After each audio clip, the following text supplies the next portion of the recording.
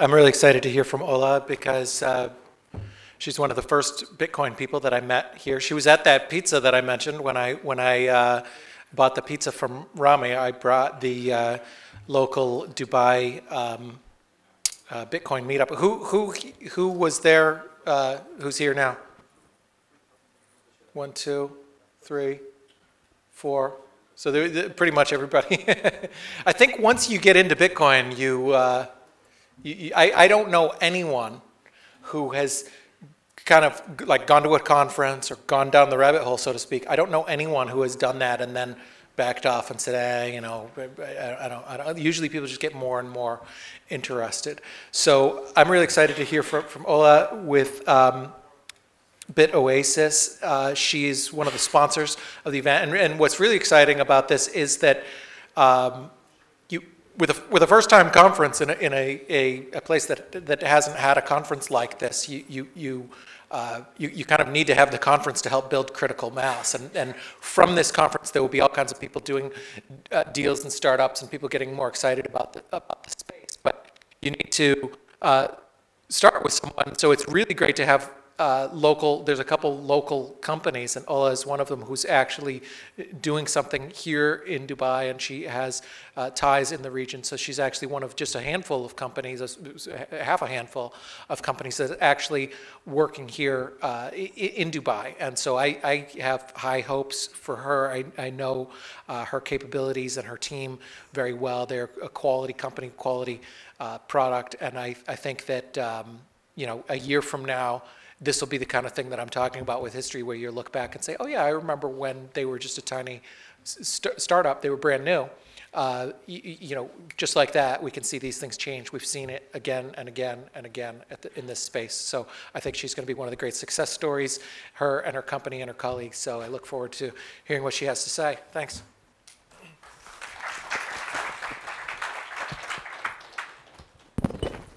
Hello? Okay, great, works. Thanks, Bruce, for the great intro as well. And I'd like to thank you for your efforts also pushing Bitcoin in the region, specifically in Dubai, and putting together this event. And it's also great to see different people from across the world who are enthusiastic about Bitcoin coming here as well, flying from different places, from the US. We've got companies also from India, Africa, BitPesa. It's fantastic just to see everyone here together. So as you see, Bitcoin in the Middle East is still in the early stage, and we've got a few regional startups here as well. So we've got BitOasis, Yellow, guys from Umbrella Lab as well. So the space is starting up. But I'm specifically actually pleased to see a few women in the audience here, a few running Bitcoin companies, and a few investors as well, Heather. So that's fantastic. I do remember when I first started going to meetups around probably like early this year, last year as well, where I was the only female in the room. So a few more women in the space, that's great. So I guess we're like more than actually halfway through the day, but we still haven't spoken about the Middle East as a market for Bitcoin. So what I'm going to start with is sort of like a Middle East 101 crash for people in the crowd, just talk about the Middle East and what actually makes the Middle East let's say a fertile startup ground for Bitcoin. So I'm going to start with a small story. I've got a friend here. His name is Ali. So Ali's not really great color coordinating his clothes, but he's got great coding skills. So Ali is from Egypt. He's 23 years old. He's unemployed, but he did actually graduate from university. He's got a great grade in computer science. But after the revolution that happened in Egypt, the job market is a bit shaky. So Ali started getting a few freelance jobs here and there in Egypt, and that was great. But he's got really great computer science skills, and he can actually start working remotely online. But the problem with that is that even if he can have his own profile on Elance, he can still not be paid online because he doesn't have a bank account, he doesn't have PayPal, and it's not really easy for him to get funds online. And that's not just the case with Ali, to be honest. A lot of youth in the Middle East wants to freelance. 7 out of 10 in the Middle East actually would freelance, and that's a statistic, a survey done by nabash.com, which is freelancer.com of the Middle East. And then you've got 9 out of 10 young people in the Middle East actually thinking that the internet, and do believe that the internet will help them fulfill their hopes and jobs. And the job market is really changing. The 9-to-5 job is still not there. The future of work is actually freelance. And then the overwhelming majority, 75%, well, more than 75%, consider a freelancing job better than a full-time job. And when we're talking about the young market, the youth in the Middle East, we're talking about 2/3 of the population being younger than 29 years old. So we're really talking about the future here. And the young people want to get jobs online, want to be paid online, and not only that, they actually want to buy online as well. The e-commerce market in the Middle East is booming. We've got different statistics saying that the growth rates is actually exceeding the US market and the Europe e-commerce market, Asia Pacific, and Latin America as well. So the Middle East has a booming e-commerce market where young people want to pay online, but the problem with that, it's still a cash-based economy. Statistics say that around 85% of transactions that happen in the Middle East are still cash-based. Saudi Arabia, we've got here at 85%. We've got other actually higher than 85%, like in Nigeria and India. But that's a huge problem because cash doesn't really work with e-commerce and doesn't really work with freelancing. The other thing as well that you mentioned, Sunny, that I think India got the greatest inbound remittances volume. Well, in the Middle East, it's got the biggest outbound remittances, specifically to Asian countries. One of them is actually India as well. Mostly going out from the GCC. So Saudi Arabia generates actually the biggest outbound flow of remittances. And about 45% of total remittances to India actually comes from GCC, and I think it's mostly actually coming from UAE. So I guess great work opportunity over there. So you've got all these people that want to transact online and want to pay and want that freedom to get into the digital economy. But the problem with the Middle East, it's actually got the lowest rate of banked people. Around 20%, or actually less than 20% of people in the Middle East, adults specifically, are unbanked. Got that chart actually recently from The Economist, where the Middle East is ranked the lowest of all countries and all regions in the world. Huge opportunity there, obviously, for Bitcoin, because these people, more than 85%, or like more than 80% of people, are still stuck in a cash-based economy, where they don't have any kind of documentation, they're uninsured. At the same time, they're stuck in an informal economy where they can't really get any proper jobs, and at the same time, no one actually has knowledge of how this informal economy behaves. We don't have any data on how they transact, and if we were able to get all these data and integrate these people into a financial integrated open system, there's a lot that we could do to help raise the income and raise the standards of living for such people. So that's just to give you like some idea on what's happening in the Middle East. And mostly people who are unbanked, the reasons why they actually don't want to be unbanked, and that's according to the World Bank, is inaccessibility to banks. So they need to take like several trips to get to like banks or ATMs. Unaffordability, so they don't have a constant sort of stream of income coming in. Lack of trust of banks, so they actually don't trust the banks to hold their own funds. And working for several years in development, actually even people who have bank accounts sometimes prefer to withdraw their salaries from the bank and then put it in cash and actually save it under their mattress because they don't trust sort of certain financial institutions to hold their money. And then lack of documentation as well for them to be able to file papers and apply for banking. So all these reasons are why people are unbanked, or sometimes even if they choose and they're unbanked, they still choose to hold their funds in cash and not pay online as well. So in essence, it's a cash-based economy. And Bitcoin can offer many solutions. I'm not going to go back into sort of what Bitcoin is, because I think a lot of people actually already explained that. But having that decentralized, open payment system will allow a lot of people in the Middle East to enter that sort of spectrum where they're able to transact online, they're able to pay and transfer money to family and friends, and start practicing their own financial rights. And so Bitcoin is still in the nascent, let's say, stage in the Middle East, but it's already happening, and conferences like that bring the awareness and education to people, and several other, I guess, also financial institutions that are interested to learn more about that, and investors are like interested to invest in that space. But there are also meetup groups happening in different cities across the region, in Amman, Jordan, Dubai, already happening. In Cairo, they started one as well. They've got one in Sudan, and there's got one as well in Morocco that recently started up. And there are more startups also launching in the space. It's all about building that product and the right products that consumers and merchants want to use. So it's already happening. It's still small, but there's a lot of promise there. But the challenge of Bitcoin adoption in MENA, as you've seen, it's a cash-based economy, and it's having these right products that will enable people to leapfrog from cash into Bitcoin, into that digital economy. So they will bypass that sort of progression, moving from cash into like credit cards or like sort of mobile payments, and then getting into Bitcoin. So what's going to happen is that startups need to start build the right products that would get these people that don't, let's say, trust banks or don't have access to banks, or would like to have their own sort of control of their funds without the need of having the current, let's say, products or financials. So it's really about creating these new products or creative, innovative products. So unwrapping millions from cash into Bitcoin, again, as we said, and creating that inclusive digital financial system that the Middle East unbanked people actually need.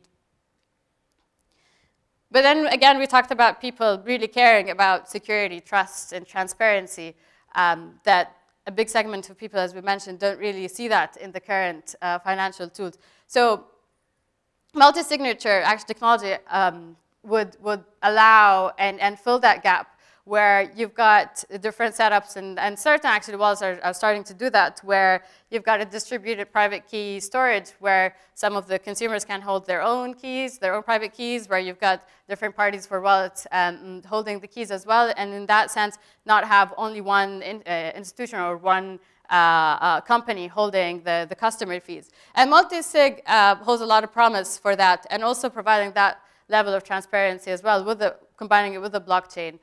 For all these users. But it's also, again, about having all these different products that would bring that solution to the consumers. I guess for the ones who are still not very familiar about Multisig, I'll just do like sort of like a quick summary in layman terms. So we've got like the traditional wallets where they've got the public key and the private key. And then for you to send off your funds or transactions to the blockchain, you need to sign it with your private key.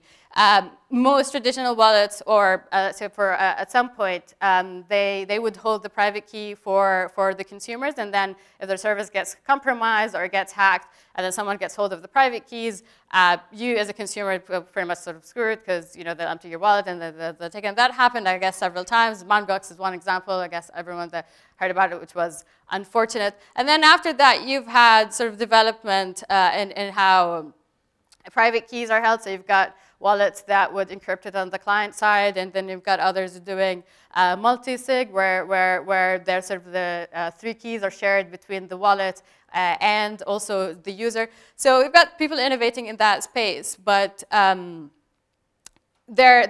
are wallets that are, even if they're implementing multi-sig, they are still prone to vulnerable attacks, where they've got it's still like that single point of failure where you've got the company and the consumer holding the private keys, or the consumer managing their own keys on their own. And if they're not as security savvy or tech savvy, they might not be able to secure their keys in a trusted manner, or in a good way where they're still not prone to hacks as well. So expecting that behavioral change from the consumer to be able to back up their private key and make sure their private key will not be hacked off their computer is expecting a lot from consumers at this point, because consumers are, to an extent, used to having that security part outsourced to them to an institution, but at the same time, they don't want to give that trust wholly to one central organization or one central company to manage that. So that's the promise that actually multi-sig gives, sort of decentralizing that private key storage for consumers, so they don't actually trust one company in their funds. So again, we talked about these different companies and what they're doing. At BitOasis, we are implementing Multisig in our wallet, and what we're building is a Bitcoin multi-signature wallet focused on the Middle East. We're starting out in Dubai, and we're also allowing buy and sell service. But the way we're applying multi-sig is quite different to how other companies are doing it, where the company shares that between themselves and the user.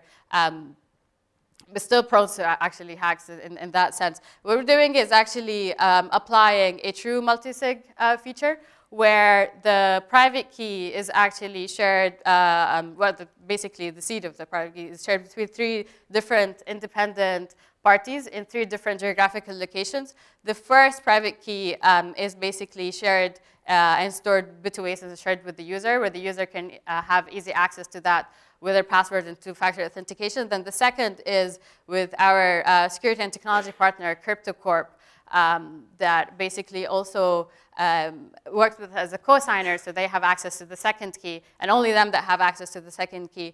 And they also apply fraud prevention and fraud detection to each transaction that goes out. And then the third key is the recovery key. It's held by one of our legal partners, Empowered Law, and they don't have access to that key. They actually just manage the cold storage for that. It's only the user that can have access to that. That if one of these entities are compromised, if BitOasis, the service gets compromised or for some reason gets absent, or CryptoCorp's service gets absent as well, the user can go back to the legal legal partner that we have, claim back their private key, and then withdraw their funds. And in that case, that if for some reason BitOasis gets hacked, CryptoCorp, there's always a third way for the user to request their funds back. So in that sense, we applied a true multi-signature setup with no single point of failure, where even if any of these services fails, there's still a way for the user to retrieve two keys,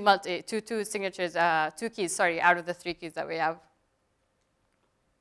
So just to quickly walk you through on how transactions actually happen on BitOasis. So if you're a user, you would sign in, create your own account, and then let's say you would issue a transaction. That transaction gets signed with your key that BitOasis has, and then gets moved to CryptoCorp. CryptoCorp would get the second key. They would verify your transaction. If it's up to a certain threshold where the user put that threshold for them for CryptoCorp to authenticate that transaction, they would give you a call, authenticate that you're the person who actually issued that call. If you press yes, they sign, they do the sign signature, they pass then the transaction into the blockchain, and then your transaction would be approved. So what would that ensure? That, for example, let's say someone hacks into the system and they would issue a transaction. If it goes to CryptoCorp and they authenticate it, they will call you on your phone number, and it's an automated call. If you're not the one who actually initiated that transaction, you can quickly stop it before any of the hackers actually emptying your funds. So in that sense, we've got, with the multi-signature setup, we've got a way different levels of authenticating, and also at the same time allowing the user to make sure that the funds are safe. So we talked about 2014, the year of the multisig, and there are a few wallets applying that. But if you look into the numbers, actually, multi-signature transactions are still somewhat around 1.8 or 2% of the total Bitcoin transactions on the protocol yet. So multi-signature is still an early technology. I mean, it started in 2012, was implemented in the protocol around that time. But it's 2014 where it actually got built into the products and brought to the consumers. But we do believe that that's a future of security and allowing that sort of distributed trust of consumers to different Bitcoin products, and which is important to Bitcoin products because, in essence, it's a platform that's distributed and decentralized as well. So what we're aiming for in BitOasis is basically merging the benefits of banking in terms of risk, fraud prevention, and fraud detection that we mentioned that CryptoCorp enables that, and marry it with the Bitcoin's decentralized, trust-free, and transparent nature through our multi-sig distributed, no point of failure platform. And at the same time, providing an open, distributed, transparent, and secure platform for the Middle East crowd to digitally transact. Most importantly is to reinvent the way people transact in the Middle East and taking all these people from the cash economy to the digital economy and then build the Middle East Bitcoin ecosystem one customer at a time. We are in private beta, actually launched private beta today. Please feel free to sign up on our platform, and we'll give you access to the platform to start using it. Thank you. If you want to get in touch, here's my email and Twitter as well. Thanks. Anyone's got questions?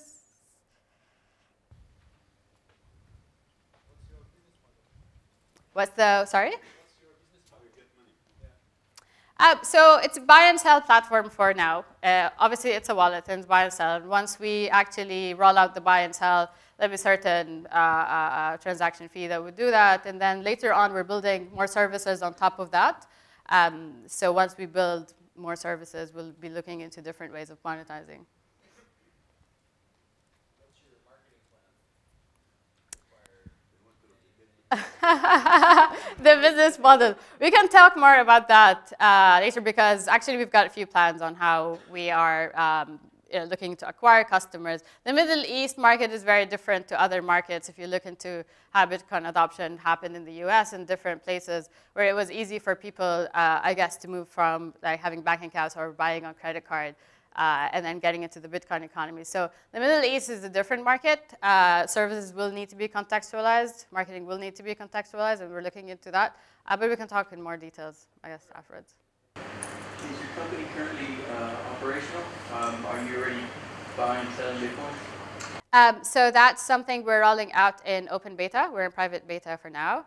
But open beta should be very, very soon after private beta. Yeah. Greg, you had a question?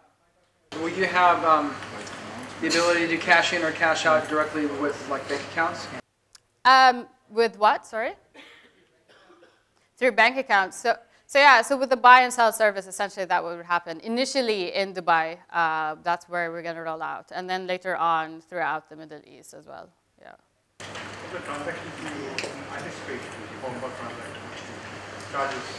For buy and sell. So we still haven't rolled out that service yet. It's going to be in open beta. And then once we have that, we'll publicize it on the platform. So you showed the several steps that a transaction has to go through before it's authorized. How much of that is automated? It's all automated. So it actually looks like just any transaction that you would send from any wallet. But what we're doing in the platform, like I'll send you access to the platform to look through that.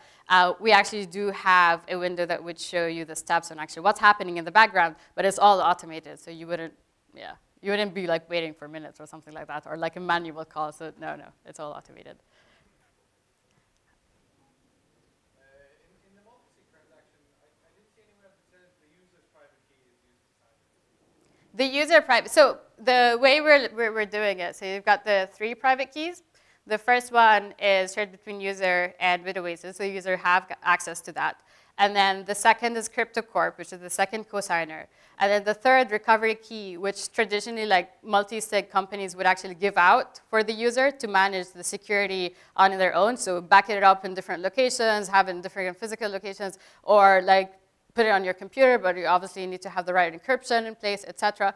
So what we're doing is that we're removing that sort of hassle of storing your own private key, and then outsourcing to our legal partner that doesn't actually have access to that. They just like ensure the cold storage of their private key, and the user have easy access to that, where they can go to the lawyer and say, hey, actually, I'm not happy with the service. I want to withdraw my own funds, and then they can withdraw their own funds. That's obviously in the case of any like service compromise from like BitOasis or CryptoCorp. So the legal firm does manage the cold storage, but the legal firm doesn't have full control of the funds because they only have a third of the key, and then CryptoCorp doesn't have any control. So no one entity actually have full control of the funds. They all need to work together to be able to issue that transaction. So it's a distributed trust in that sense.